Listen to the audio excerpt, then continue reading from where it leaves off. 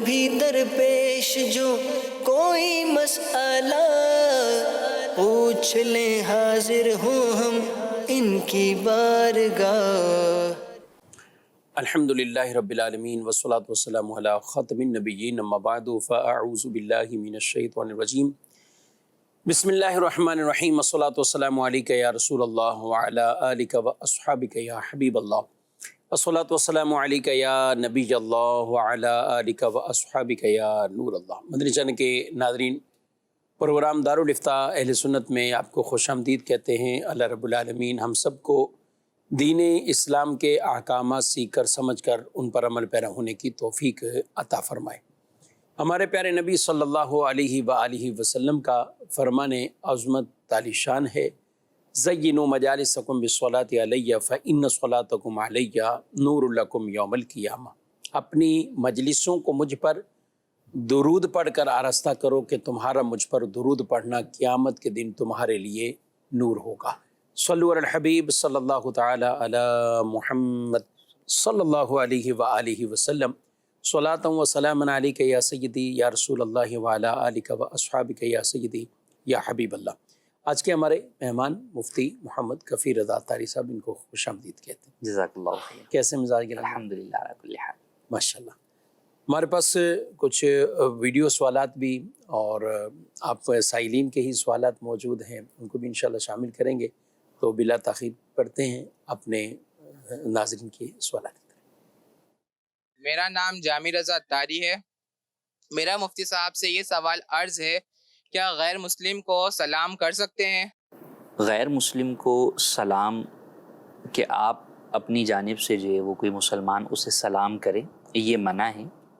ہاں، اگر وہ سلام کرے تو جواب میں صرف وعلیکم جو ہے وہ کہا جا سکتا ہے، لیکن خود ابتدا بالسلام کرنا، اسے جو ہے وہ سلام کرنا، سلامتی کی دعا دینا، تو یہ منع ہے۔ اس سے حدیث پاک میں جو ہے وہ منع کیا گیا، تو اسے سلام نہ کریں۔ ہاں، اگر وہ سلام کرے تو اس کا جواب جو ہے وہ صرف وعلیکم کہنے پر اکتفا کیا جائے۔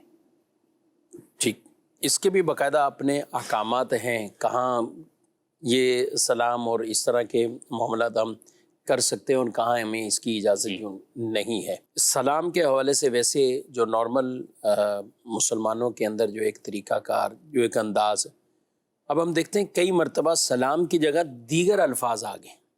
اگر جو ہے وہ گڈ مارننگ ہے تو کچھ اور، یا صبح بھی خیر تو شام بھی خیر، اسی طرح آنے جانے میں بھی خدا حافظ یا کچھ ایسے کلمات کہہ کے، تو اس صورتحال میں کیا کرنا چاہیے؟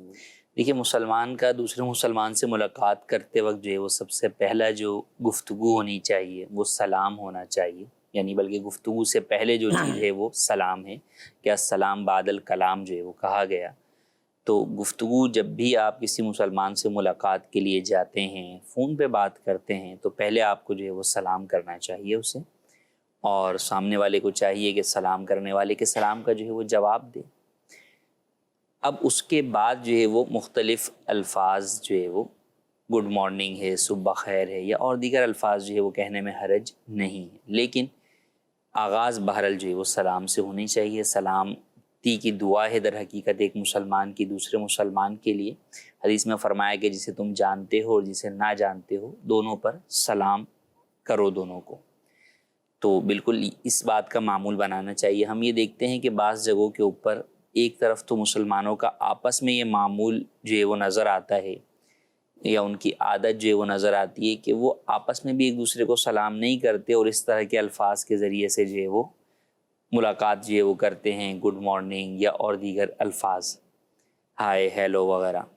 جبکہ بعض احباب وہ ہیں جن کا یہ سوال تھا کہ جناب غیر مسلم کو ہم جو ہے وہ سلام کریں یا نہ کریں، تو انہیں جب یہ کہا جاتا ہے کہ انہیں سلام سے آپ آغاز ان کے ساتھ جو ہے وہ نہ کریں، تو اس وقت یہ ہوتا ہے کہ جناب جو ہے وہ اس کو ہو سکتا ہے برا لگ جائے، تو وہاں پر آپ یہ الفاظ استعمال کر سکتے ہیں۔ عام معاشرے میں جو الفاظ استعمال ہوئے ہیں کہ بھئی آپ نے کسی کو گڈ مارننگ بول دیا یا ہائے ہیلو کہہ دیا، جہاں آپ کو ان الفاظ کا یعنی سلام کے الفاظ کا اہتمام کرنا چاہیے وہ مسلمانوں کے درمیان ہے، اسے بالکل جو ہے وہ استعمال بھی کرنا چاہیے اور عام کرنا چاہیے اور اپنی عادت بنانی چاہیے. چاہے آپ تحریر کر رہے ہوں، چاہے آپ فون پر ہوں، چاہے میسج کے اندر جو ہے وہ آپ لکھ رہے ہوں، یا آپ ویسے ملاقات جو ہے وہ کر رہے ہوں، تو سب سے پہلے سلام کے اوپر جو ہے وہ سلام کا خاص طور پہ اہتمام کرنا چاہیے اور دوسرے مسلمان کو سلامتی کی دعا کرنے کے ساتھ ہی گویا کہ ملاقات کا، گفتگو کا آغاز کرنا چاہیے. ماشاء اللہ. اور ہم آپ کے ایس ایم ایس بھی شامل کریں گے. سلام بھی کرتے رہیں، سلام کو عام بھی کرتے رہیں، اور ساتھ ساتھ اگر سلام کے الفاظ کہہ لیتے ہیں، سب کہہ لیا، پھر ان الفاظ کو اس کے بعد کہنے میں کوئی حرج نہیں. اس کے بعد یہ الفاظ کہنے میں کوئی حرج نہیں. ٹھیک ہے. جاتے ہوئے تو بعض اوقات آتے ہوئے تو السلام علیکم یا کہہ دے، بیٹھ کے بات چیت کر لی. اب جب جا رہے ہیں تو اچھا بھی ٹھیک ہے، اللہ حافظ، خدا حافظ، اور یوں روانہ ہو جاتے ہیں. جی، جاتے وقت وہ تاکید نہیں ہے سلام کی جو کہ ملاقات کے وقت جو ہے وہ ہے. البتہ بہتر یہ ہے کہ جاتے وقت بھی السلام علیکم کہنا چاہیے، اور اس کے بعد چاہے جو ہے وہ خدا حافظ جو ہے وہ کہہ لیں، یا اور مختلف جو الفاظ ہیں وہ آپ کہہ سکتے ہیں. لیکن بہتر یہ ہے کہ جاتے وقت بھی جب مسلمان ایک دوسرے سے جدا ہوں تو انہیں سلامتی کی دعا دے کر ہی جدا ہوں. بلکہ اس کا حدیث پاک میں بھی ذکر ہے کہ سلام رخصت جسے کہتے ہیں. جی، سلام یعنی کہ جو پہلے والا سلام وہ بھی اپنی جگہ ہے، لیکن سلام رخصت بھی کم نہیں ہے. جی، یعنی اس کو کہا گیا ثواب کے اعتبار سے اگر دیکھا جائے تو یہ بھی ثواب والا عمل، اور سلام رخصت بھی کیا جائے، یعنی جانا ہے تو اس میں سلام رخصت کیا جائے. اور خدا حافظ، اللہ حافظ، یہ تو اچھے کلمات ہیں، یہ بھی دعائیہ کلمات ہیں، لیکن سلام کے بعد ہی کہ اللہ پاک جو ہے وہ آپ کی حفاظت فرمائے. جی ہاں، تو اس میں بھی کوئی حرج جو ہے وہ نہیں ہے. پہلا سلام جو سلام تحیت کہیں، یا ابتدا بالسلام کہیں، یا ملاقات کا سلام کہیں، لیکن جو جاتے ہوئے ہے تو وہ سلام رخصت کہلاتا ہے. اس کو بھی ضرور ہمیں یاد رکھنا چاہیے اور وہ بھی اپنی عادت میں شامل کرنا چاہیے. جی مزید. تو سب سے سوال یہ ہے کہ کسی شخص کا گھٹنے سے اوپر شلوار پھٹی ہو اور وہ چادر اوڑھ کر نماز پڑھ رہا ہو، تو کیا ایسی صورت میں اس کی نماز ہو جائے گی؟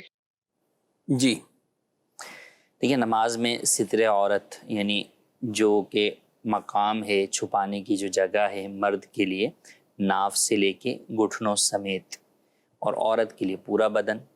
تو اب اس کو چھپانا جو ہے وہ نماز کے اندر شرائط نماز میں سے ہے. اب اگر کسی بھی شخص کا لباس جو ہے وہ پھٹا ہوا ہے، یا وہ کوئی ایسا لباس پہنا ہوا ہے جو کہ باریک ہے، جس سے جسم جھلک رہا ہے، اور وہ اسے کور کرنے کے لیے اوپر کوئی چیز جو ہے وہ پہن لیتا ہے جس سے ستر ہو جاتا ہے، یعنی وہ چیز چھپ جاتی ہے، تو ایسی صورت کے اندر نماز ہو جائے گی. نماز ہو جائے گی. اب جیسے شلوار ہے کہ گھٹنوں سے اوپر ران کے پاس کسی جگہ پہ سوراخ ہے، پھٹی ہوئی ہے، اب قمیص پہنے ہوئے ہیں اور وہ قمیص سے وہ چیز جو ہے وہ چھپ گئی، تو اب رکوع سجدے میں جاتے وقت اگر جو ہے وہ اس کا اظہار نہیں ہوتا، وہ چیز چھپی ہی رہتی ہے، تو کوئی حرج نہیں ہے. اسی طرح بعض خواتین ہیں کہ ان کی آستین جو ہے مثال کے طور پہ چھوٹی ہے، لیکن وہ اس کے اوپر چادر جو ہے وہ نماز کے وقت اچھی طریقے سے اوڑھ لیں کہ جب وہ تکبیر کہیں یا رکوع سجدے کے اندر جو ہے وہ آئے جائیں تو اس سے ان کی کلائیاں جو ہے وہ ظاہر نہ ہوں.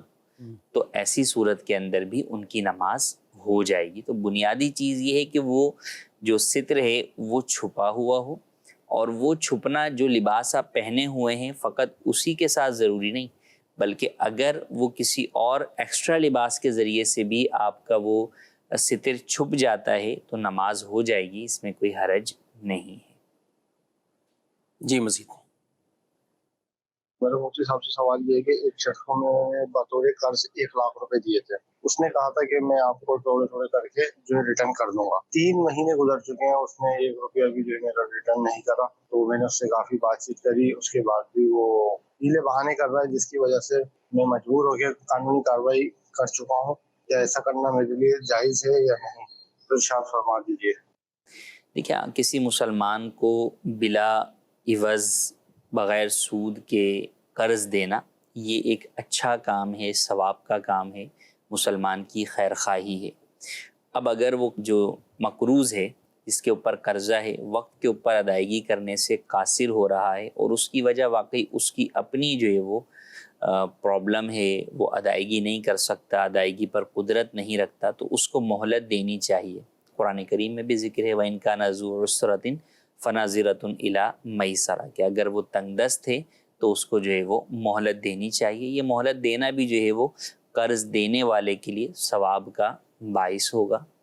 اور اگر وہ اس کے پاس مال ہے ادائیگی کے لیے اور وہ پھر بھی جو ہے وہ ادا نہیں کرتا تو حدیث پاک میں ایسا کرنے والے کو اس کے اس عمل کو ظلم قرار دیا گیا. مطل الغنی ظلم کہ غنی شخص کا ادائیگی کے اندر ٹال مٹول کرنا یہ ظلم ہے. تو اگر واقعی اس شخص کے پاس جو ہے وہ مال موجود ہے اور وہ دیگر جگہوں پہ تو لگا رہا ہے اور اس کو جو ہے وہ نہیں دے رہا اور وقت بھی مکمل ہو گیا ہے تو ایسی صورت کے اندر آپ قانونی کارروائی کر سکتے ہیں. بس اوقات قانونی کارروائی کے اندر ہوتا یہ ہے کہ بعض وکلاء کے جو ہے وہ باتوں میں آ کے لوگ کیس بڑھا چڑھا کر جو ہے وہ کرتے ہیں کہ جناب یہ بھی ہے یہ بھی ہے. ہوتا ہے ایک مسئلہ ہے لیکن وجہ یہ ہے کہ جناب وہ سمجھتے ہیں کہ یا وکلاء یہ بتاتے ہیں کہ بھئی اگر آپ مثال کے طور پہ 4 کہیں گے تو 3 ملیں گے یا 2 ملے گا 4 کہیں گے تو 1 ملے گا. تو اب وہ جو ہے وہ 4 جو ہے وہ ان کے کہنے پر جو ہے وہ کہہ دیتے ہیں. اچھا پھر ہوتا یہ ہے کہ یہ ہمیں بھی تجربہ ہے, کئی لوگ پھر دارالفتہ آتے ہیں کیونکہ جب جج کے سامنے آخری وقت آتا ہے نا پیشی کا تو اس وقت وہ اٹھواتا ہے قسم حلف اٹھواتا ہے. اس وقت لوگ پھر جو ہے وہ پریشان ہو جاتے ہیں اب کیا کریں اب کیا کریں. اب پھنس گئے پیچھے سب ہاں وہ کاغذات ساری بات جو ہے وہ ہو گئی اور اب یہاں پہ حلف. کئی ایسا ہوتا ہے کہ حلف اٹھا کر آگر پوچھ رہے ہوتے ہیں کہ ہم نے تو جھوٹا حلف اٹھا دیا ہے. تو اس لیے آپ اپنے مال کی وصولی کے لیے بھی جائز طریقہ ہی اختیار کریں. سامنے والے پر بے جا الزامات نہ لگائیں. جو آپ کا مدعا ہے آپ وہی سامنے رکھیں. اب اگر آپ کو پورا نہیں ملتا, انصاف پورا آپ کو نہیں ملتا, کم جو ہے وہ ملتے ہیں تو بہرحال وہ آپ کو اس کے اوپر صبر کرنا ہوگا اور صبر پر جو ہے وہ آپ کو اجر ملے گا. وہ شخص جو ہے وہ بری الذمہ نہیں ہو جائے گا, اس کے اوپر تو اتنی ہی ادائیگی لازم رہے گی. تو بہرحال اس صورت کے اندر اگر وہ شخص واقعی جو ہے وہ ٹال مٹول کر رہا ہے ادائیگی پر قادر ہونے کے باوجود تو قانونی کارروائی میں بھی حرج نہیں. ٹھیک, یعنی اس میں کسی طرح کے یہ نہیں کہ آپ کسی نے زیادتی کی تو ہم بھی اس کے اوپر زیادتی کریں. اچھا بعض اس سے وہ قانونی کارروائی میں دیگر چیزیں بھی اس کا کوئی ہرجانہ یا اس کو کہیں کہ دوسری لفظوں میں کہیں کہ مجھے کیا فائدہ ملا, اس کے اوپر کوئی پروفٹ کوئی اور اس طرح کی چیزیں یہ کاروباری میں زیادہ ہوتے ہیں. عام لین دین میں تو 2 لاکھ لیے 4 لاکھ لیے تو اس میں لوگ نہیں کر رہے, لیکن جو کمپنیز کی طرف سے کوئی کیس ہو جائیں یا کاروباری طور پر کوئی ڈیل پہ کیس ہوا تو وہ پھر اس کو ملٹیپلائی وہاں کرتے ہیں کہ بھی اس کے اندر شرح سود کیا لگے یا اس میں دیگر چیزیں. تو اس میں آپ یہ بھی کرتے ہیں اور دوسرا یہ بھی کہ بھئی ہم نے کیس کیا, اب یہ کیس 4 مہینے چلا, بس ہوگا 4 سال چلا, اب اس میں جو ہمارا خرچہ ہوا وکیل کے حوالے سے عدالت کے حوالے سے تو اس کا بھی لوگ جو ہے وہ تقاضا کرتے ہیں. تو یہ دونوں چیزیں جائز نہیں ہیں. آپ اپنی وکالت کے یا عدالتی اخراجات بھی جو ہے وہ سامنے والے سے کلیم نہیں کر سکتے اور ساتھ ہی ساتھ آپ جو ہے وہ کوئی اس کے اوپر سود بھی نہیں وصول کر سکتے, بلکہ آپ پہ لازم ہے کہ جو آپ نے قرض دیا ہے صرف آپ وہی وصول کر سکتے ہیں. تو اس بات کا بھی خیال رکھنا چاہیے. اولاً تو کوشش یہی ہونی چاہیے کہ عدالت کے معاملات کی طرف جائے بغیر آپ اس کو حسن انداز میں, فیملی میٹر ہے تو فیملی میں بیٹھ کر, دوست احباب کا ہے تو دیگر دوست احباب کو جو ہے وہ ساتھ میں ملا کر ان کے ساتھ بیٹھ کر اس مسئلے کو حل کریں. لیکن بہرحال بسا اوقات ایسا ہوتا ہے کہ سامنے والا کسی بھی صورت کے اندر جو ہے وہ راہ راست پر آ نہیں رہا ہوتا تو پھر ایسی صورت میں قانونی کارروائی بھی کرنی پڑتی ہے. بسا اوقات بہت بڑا اماؤنٹ ہوتا ہے تو اس کے لیے قانونی کارروائی جو ہے وہ ضروری بھی ہوتی ہے. اس میں بھی کئی دفعہ لوگوں کی غلطی یہ ہوتی ہے کہ دیتے وقت سامنے والا تو لینے والا ہے, وہ تو اپنے مطلب کے لیے آپ کو جو پچکارے گا بھی اور سب چیزیں کرے گا, اور آپ بھی اس کی باتوں میں آ کر اعتماد کرتے ہوئے چیزیں دے دیتے ہیں, نہ کوئی لکھت ہوتی ہے, کچھ بھی نہیں ہوتا, پھر بعد میں پچھتا رہے ہوتے ہیں. تو اس لیے بھی یہ کہا گیا کہ جب آپ کوئی لین دین کریں تو اس کو جو ہے وہ لکھ لیا کریں, چاہے وہ آپ دوست کے ساتھ کر رہے ہیں چاہے اپنے بھائی کے ساتھ آپ کر رہے ہیں. کوشش یہ کریں کہ اس چیز کو آپ جو ہے وہ آن دا پیپر گواہوں کی موجودگی میں ریٹرن جو ہے وہ کر لیں, کیونکہ کئی دفعہ ایسا ہوتا ہے کہ دونوں میں سے کوئی بھی بھول سکتا ہے. بھولنا بھی جو ہے وہ ایک عام جو ہے وہ چیز ہے, پھر بہت لمبا ٹائم جو ہے وہ ہو جاتا ہے. پھر بسا اوقات یہ کہ انسان کا اپنا نفس جو ہے وہ اس کو جو ہے بسا اوقات غلط مشورے جو ہے وہ دے رہا ہوتا ہے. تو اب یہ ہوتا ہے کہ یار کسی کون سا طرح اس کا میں بھی کیا معاملہ۔ چیز لکھی ہوئی، اور دونوں طرف سے ہو سکتا ہے، اس کی طرف سے بھی۔ اچھا پھر وہ ہوتا ہے کہ آدمی اس وقت غصے میں ہوتا ہے کہ یار سامنے والا میرے ساتھ یہ کر رہا ہے، میں نے اس کو یہ احسان کیا، تو اب میں اس کو بتاتا ہوں۔ تو اب آپ جو ہے وہ غلط مشوروں پر عمل کرتے ہوئے، اب وہ کہ لکھی ہوئی کوئی چیز تو ہے نہیں، تو چلو اب جو دل چاہے میں اس کے اوپر جو ہے وہ بول دوں۔ تو اس لیے چاہیے یہ کہ ایسی تمام چیزوں کو اپنے آپ کو بھی کہ آپ کی طرف سے بھی زیادتی نہ ہو، سامنے والا آپ پر زیادتی نہ کرے، اور کبھی کسی جگہ ثابت کرنے کی بات آئے تو وہ چیز تحریری طور پر لکھی ہوئی موجود ہو۔ تو لہٰذا اس کی روشنی میں ہی جو ہے وہ ہمیں باقاعدہ شرعی اعتبار سے اس معاملے کو دیکھتے ہوئے ایگریمنٹ کرنا چاہیے۔ کئی لوگ، آپ کو بھی پتہ ہوگا مفتی صاحب، کہ شراکت کے معاملات جو ہے وہ لے کر آتے ہیں، لاکھوں روپے بلکہ بسا اوقات کروڑوں روپے دے چکے ہوتے ہیں، ایگریمنٹ کچھ نہیں ہوتا، بھروسے کے نام پر دے دیا، اعتماد تھا، بھائی تھا، دوست تھا، سب کچھ تھا، اب وہ جو ہے وہ اچھا پھر کبھی اگر اس کو تحریر کرتے بھی ہیں تو وہ عجیب و غریب تحریر کرتے ہیں، اس کے اندر شرعی تقاضے پورے نہیں کرتے، قانونی تقاضے بھی جو ہے وہ پورے نہیں کرتے۔ کئی احباب ہمارے پاس آتے ہیں جو بس اوقات شرعی اعتبار سے مسئلہ پوچھ رہے ہوتے ہیں، نکاح طلاق کے اندر بھی جو ہے وہ آتے ہیں، اور وہ یہ کہتے ہیں بھائی شرعی مسئلہ بتا دیں۔ ہم شرعی مسئلہ انہیں بتاتے ہیں، لیکن ساتھ ہی مشورہ یہ بھی دیتے ہیں کہ اس معاملے کے قانونی پہلوؤں کو بھی آپ پیش نظر رکھیں، کہ اگر قانونی اعتبار سے آپ کو پیچیدگی ہوگی تو آپ کیا کریں گے۔ بھائی آپ مثال کے طور پہ طلاق کا معاملہ ہے، تو طلاق جو ہے وہ ہو گئی، ہم نے بتا دیا زبانی، بھائی انہوں نے کہہ دیا زبانی، تو طلاق زبانی بھی ہو گئی۔ لیکن اب آگے آپ کہیں بھی نکاح کرنے کے لیے جائیں تو وہ سامنے والا شخص تو کہے گا نا کہ بھئی اگر لڑکی مطلقہ ہے تو آپ ان کا ڈائیورس پیپر تو دیں۔ صحیح۔ تو چاہیے کہ اس وقت آپ کو شوہر کے ساتھ جو ہے وہ ڈائیورس پیپر بھی بنوا لینے چاہیے، تاکہ آپ کے پاس بھی آگے کسی بھی مقام پر، قانونی اداروں کے اندر بھی کئی جگہ ضرورت پڑتی ہے، بس اوقات سامنے والے کو دکھانے کی بھی ضرورت۔ اب ہر جگہ تو آپ اس شوہر سے، پرانے والے سے رابطہ نہیں کروانے سے رہے کہ یہ لیں یا نہ، فون کر کے اس سے پوچھ لیں۔ اسی طرح قانونی اعتبار سے خاص طور پہ کاروباری معاملات کے اندر بھی کئی لوگ ان چیزوں کی طرف توجہ نہیں دیتے، تو ان کو بھی یہ مشورہ دیا جاتا ہے، اور دیگر ناظرین کو بھی یہ مشورہ دوں گا کہ شریعت کا معاملہ سب سے پہلے مقدم ہے۔ آپ اپنے ایگریمنٹ کو، چاہے وہ زبانی ہے چاہے تحریری ہے، شریعت کے مطابق کریں، اور پھر شریعت کے مطابق کرنے کے ساتھ ساتھ قانونی بھی اس کے پہلوؤں پر جائزہ لیں، لیکن فقط قانون کے کہنے پر ویسا کر نہ لیں، کیونکہ بسا اوقات قوانین میں بعض چیزیں ایسی ہوتی ہیں یا وکلا ایسا گائیڈ کرتے ہیں جو کہ شرعاً ناجائز ہوتا ہے۔ صحیح۔ تو اس کے اوپر بھی آپ دوبارہ شرعی اعتبار سے رہنمائی لیں کہ بھئی قانونی اعتبار سے ہمیں یہ کہا جا رہا ہے کہ یہ چیز اس طرح آپ جو ہے وہ کریں، تو ہم اس میں سے کیا کر سکتے ہیں اور کیا نہیں کر سکتے۔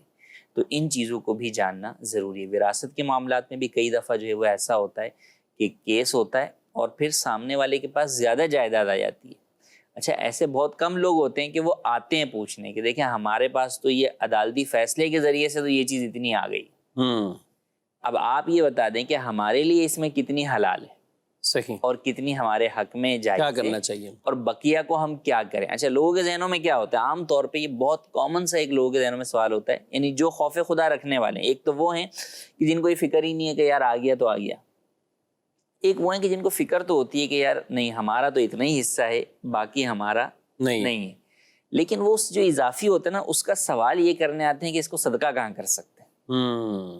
وہ یہ نہیں پوچھنے آتے کہ جناب جس حقدار کا کس کا حق ہماری طرف آیا، ہاں ہم انہیں دیں یا نہ دیں۔ تو اصل تو یہ سوال ہوتا ہے، اور ان سوالوں کے جواب میں عام طور پہ یہی صورت نکلتی ہے کہ صدقہ نہیں ہو رہا ہوتا بلکہ وہ جس کا حق ہوتا ہے آپ کو اسے دینا ہوتا ہے۔ تو لہٰذا اس بات کا خاص طور پہ خیال رکھنا چاہیے کہ اگر کسی بھی فیصلے کے ذریعے سے، اولاً تو ہم دعوی ایسا نہ کریں جس کے اندر ہم جو ہے وہ غلط چیز کی طرف جائیں، اور اگر کبھی کسی فیصلے کی وجہ سے ہمارے پاس کسی کا کوئی مال جو ہے وہ آ جاتا ہے تو ہم پر لازم ہے کہ ہم وہ مال اس کو لے جا کر دیں۔ اب کئی اور ذہن میں ہوتا ہے کہ اتنا لمبا چوڑا کیس لڑا ہے، اس کے ساتھ لڑائی جھگڑا کیا، اب آپ بولنے جا کے اس کو یہ پیسے جو ہے وہ دے دیں۔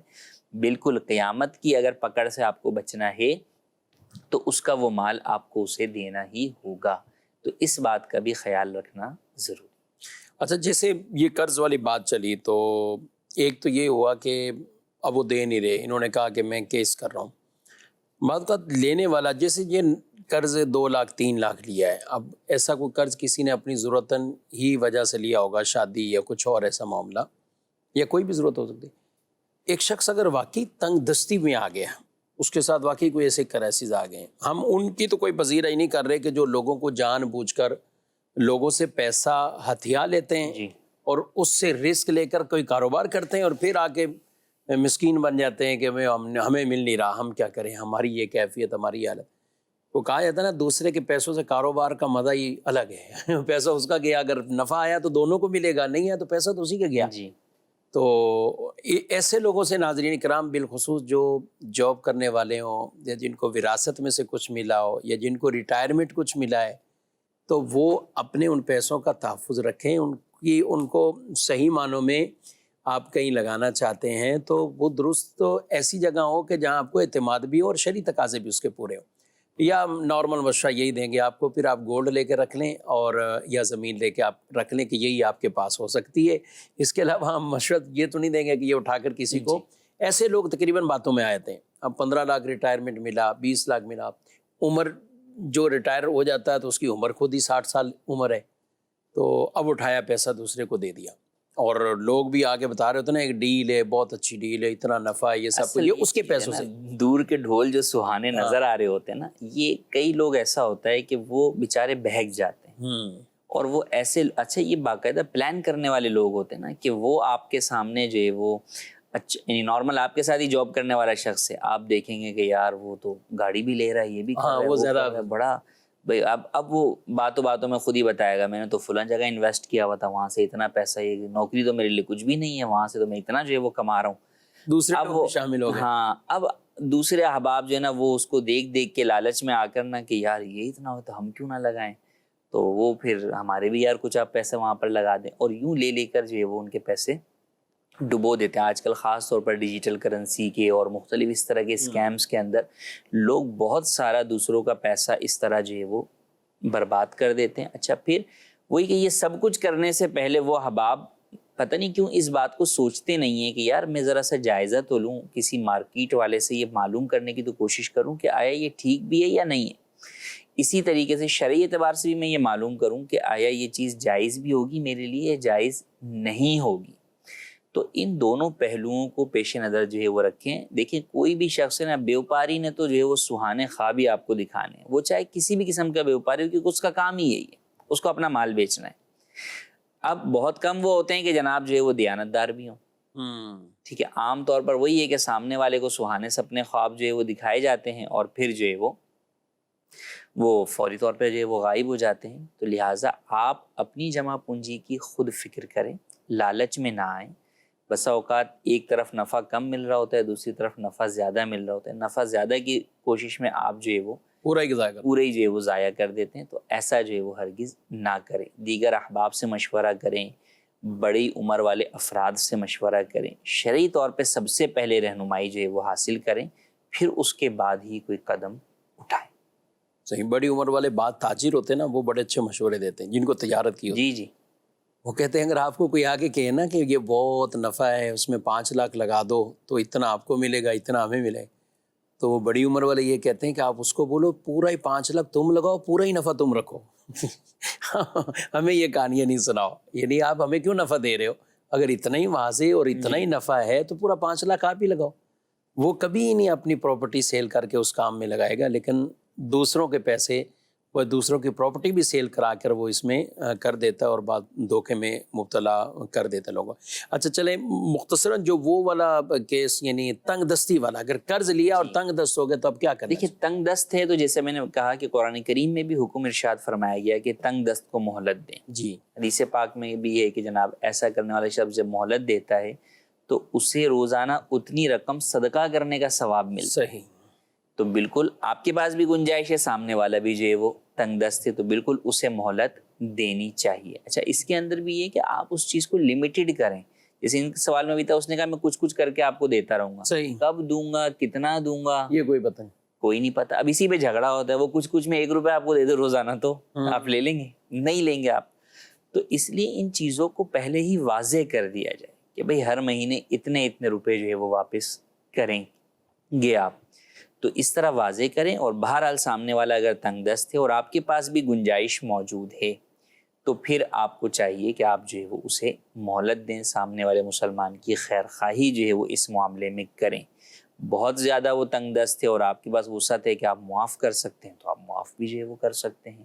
اس کا آپ کو جو ہے وہ ثواب ملے گا۔ البتہ کئی لوگ ایسے وقت میں جب سامنے والا بہت تنگ دست ہو یہ سوچتے ہیں کہ یار جو اس کے پاس رقم ہے ہم اس کی اپنی زکوٰۃ میں جو ہے وہ کٹوا لیں۔ جی ایسا ہوتا ہے۔ تو دیکھیں یہ درست نہیں ہے کہ آپ اس کو معاف کر دیں تو آپ سمجھیں کہ میرے اوپر اگر 4 لاکھ کی زکوٰۃ تھی اور میں نے اسے 4 لاکھ دیے ہیں تو میرے 4 لاکھ ادا ہو گئے۔ زکوٰۃ ادا ہو گئی، یہ درست نہیں ہے۔ اس کا جائز طریقہ کار یہ ہے کہ آپ 4 لاکھ روپے اس کے ہاتھ میں دیں اگر وہ مستحق زکوٰۃ ہے کہ یہ لیں بھائی زکوٰۃ کی، یعنی یہ بھی اس میں دیکھا جائے گا، یہ نہیں دیکھا جائے گا میرا قرض اس کے ہاں، پاس ہے، مستحق زکوٰۃ، مستحق زکوٰۃ ہو وہ، یعنی قرضہ تو 3 لاکھ ہے 4 لاکھ، اب اس کے پاس پورا پلاٹ پڑا ہوا ہے، یہ ہے وہ ہے، اضافی کیش نہیں ہے اس کے پاس کہ جی، وہ آپ کو وہ پیسے دے۔ ضروریات زندگی کے علاوہ اس کے پاس اگر 52.5 تولہ چاندی کی مالیت کے برابر جو ہے وہ مال موجود ہے تو آپ اسے زکوٰۃ نہیں دے سکتے۔ اسی طرح بسا اوقات وہ سید اور ہاشمی ہوتا ہے تو اسے آپ زکوٰۃ جو ہے وہ نہیں دے سکتے۔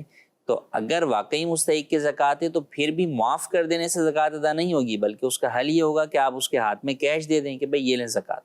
صحیح۔ اب وہ جب قبضہ کر لے تو اب آپ اسے کہیں کہ آپ میرے پیسے جو آپ کی طرف نکلتے ہیں وہ آپ ادا کر دیں، وہ انہی پیسوں کو ہاتھوں ہاتھ ہی اس کو لوٹا دے کہ یہ لیں بھائی میں نے آپ کے پیسے جو ہے وہ آپ کو ادا کر دیے۔ تو اس طرح آپ کو آپ کا مال بھی مل جائے گا اور مستحق بھی جو ہے وہ قرضے سے آزاد ہو جائے گا اور آپ کی زکوٰۃ بھی ادا ہو جائے گی۔ ٹھیک۔ کیا فجر اور عصر کے فرض کے بعد قضا نمازیں پڑھ سکتے ہیں؟ SMS پہ سوال ہے۔ فجر اور عصر کے فرضوں کے بعد جو ہے وہ فجر کے بعد تو قضا نماز پڑھی جا سکتی ہے، عصر کے بعد بھی پڑھ سکتے ہیں، لیکن دونوں میں مکروہ وقت آتا ہے آخر کے اندر۔ فجر کا وقت جب ختم ہوتا ہے تو مکروہ وقت آتا ہے 20 منٹ طلوع آفتاب سے لے کے 20 منٹ تک، اور مغرب میں غروب آفتاب سے 20 منٹ پہلے سے لے کے غروب آفتاب تک۔ تو یہ جو مکروہ وقت تھے 20-20 منٹ کے، ان میں نہیں پڑھ سکتے، البتہ نماز کے بعد جو ہے وہ آپ پڑھ سکتے ہیں۔ اور جب نماز کے بعد آپ پڑھیں تو چونکہ ان دونوں اوقات کے اندر نفل پڑھنا منع ہے تو پبلک کے سامنے یا مسجد میں نہ پڑھیں، کیونکہ وہ پھر آپ کو ٹوکیں گے کہ بھائی آپ کیوں نماز پڑھ رہے ہیں، تو نفل کا وقت نہیں ہے۔ تو اب آپ کو بتانا پڑے گا کہ میں نفل نہیں پڑھ رہا، قضا پڑھ رہا ہوں۔ تو قضا نماز بلا عذر شرعی جو آپ سے قضا ہوئی ہے نماز، تو اس کا گناہ الگ ہے، اب اس کا پبلک کے سامنے بیان کرنا یہ بھی جائز نہیں ہے۔ تو لہٰذا ان اوقات میں جن میں نوافل پڑھنا منع ہے، اگر آپ قضا نماز پڑھ رہے ہوں تو وہ پھر آپ گھر پر علیحدگی میں پڑھیں، تنہائی میں پڑھیں، پبلک کے سامنے مسجد وغیرہ میں نہ پڑھیں۔ ٹھیک۔ اچھا جی، ایک اور سوال ہے کہ جشن آزادی کی خوشی منائی جاتی ہے، اس میں آج کل اپنی تصویروں کے پرنٹ شدہ وہ ایسی شرٹیں پہنی جاتی ہیں، قمیض پہن لیں، جی، تو کیا کہتے ہیں آپ؟ دیکھیں جاندار کی تصاویر جو ہے وہ پرنٹ کرنا ہارڈ کاپی فارم کے اوپر یہ ناجائز اور حرام ہے، گناہ ہے۔ حدیث پاک کے اندر مصورین پر جو ہے وہ لعنت کی گئی اور کہا گیا کہ کل قیامت کے دن شدید ترین عذاب جو ہے وہ جاندار کی تصویر بنانے والوں پر جو ہے وہ ہوگا۔ تو یہ جائز نہیں ہے، آپ جو ہے وہ تصویر نہیں بنا سکتے، نہ اپنی شرٹ پر، نہ اپنے ہاتھ پر، نہ اور کسی جگہ کے اوپر۔ اسی طرح ایسا لباس پہننا جس پر جاندار کی تصویر ہو وہ بھی جائز نہیں ہے، اور ایسے لباس کو پہن کر آپ نماز پڑھیں گے تو نماز بھی مکروہ تحریمی ہوگی، واجب الادا ہوگی۔ تو بالکل ایسا کرنا جائز نہیں ہے، اس سے بچنا ضروری ہے۔ بچوں کو بھی آپ جو ہے وہ ایسی تصویر والا لباس نہیں پہنا سکتے کہ پہنانے والے افراد جو ہے وہ گناہ گار ہوں گے۔ ٹھیک ہے، یعنی یہ شروع سے ایک بچوں کو رکھنا چاہیے اس حوالے سے۔ بعد کو چھوٹے چھوٹے بچے ہوتے ہیں ان کو تو کسی چیز کا نہیں پتہ، جی، لیکن یہ جو اس عمر میں پہنچ جاتے ہیں وہ تو کہتے ہیں کہ ہماری شرٹ ایسی ہو، ہماری شرٹیں، تو وہ تو خود ہی مطالبہ کر رہے ہوتے ہیں۔ پھر بچے اگر شروع سے عادت ہو کہ ہم تصویر شروع سے عادت، اور وہی والدین کی تربیت ہو، والدین بچوں کو جہاں بہت ساری چیزوں سے بتاتے ہیں کہ بھئی یہ چیز پہننی ہے، یہ چیز نہیں پہننی، اگر بچہ کسی چیز کی ضد بھی کرتا ہے تو آپ اسے جو ہے وہ سمجھاتے ہیں کہ نہیں بیٹا یہ چیز اس لیے جو ہے وہ نہیں پہننی۔ تو اسی طرح ہمیں دینی احکام کے حوالے سے بھی اپنے بچوں کی تربیت کرتے رہنا چاہیے۔ جی، مزید سوال۔ یہ جو پرائز بانڈ جو ہوتے ہیں اس میں رقم لگانا اور اس سے منافع حاصل کرنا یا اس کی جو کمائی ہے یہ جائز ہے؟ جی، پرائز بانڈ کی کمائی۔ دیکھیں پرائز بانڈ میں رقم لگانا اس کے 2 طریقے ہوتے ہیں۔ ایک تو یہ کہ آپ نارمل پرائز بانڈ خرید لیں اور خرید کے آپ اپنے پاس رکھ لیں، اب انعام نکلے گا تو وہ آپ کے لیے، تو یہ جائز ہے، جبکہ پریمیم پرائز بانڈ نہ ہو۔ ہمارے ہاں اس وقت ملک پاکستان میں 2 طرح کے پرائز بانڈ ہیں۔ ایک تو پرانا ٹائپ کے جو ہے وہ پرائز بانڈ ہیں جو کہ نوٹ کی طرح ہیں کہ آپ نے لے لیا، آپ کے پاس ہے، اگر آپ سے گم ہو گیا تو گم ہو گیا، آپ کا ضائع ہو گیا۔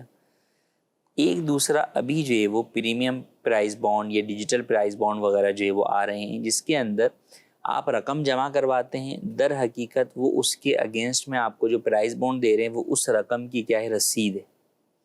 اس لیے اگر آپ سے وہ رسید گم بھی ہو جاتی ہے تو کوئی مسئلہ نہیں ہے، گورنمنٹ کے پاس آپ کا وہ پیسہ پڑا ہوا ہے، آپ جائیں گے اپنا NIC بتائیں گے، وہ آپ کو اس کی ڈپلیکیٹ پرنٹ نکال کر دے دیں گے. تو در حقیقت وہ پیچھے مال ہے اور یہ اس کی رسید ہے.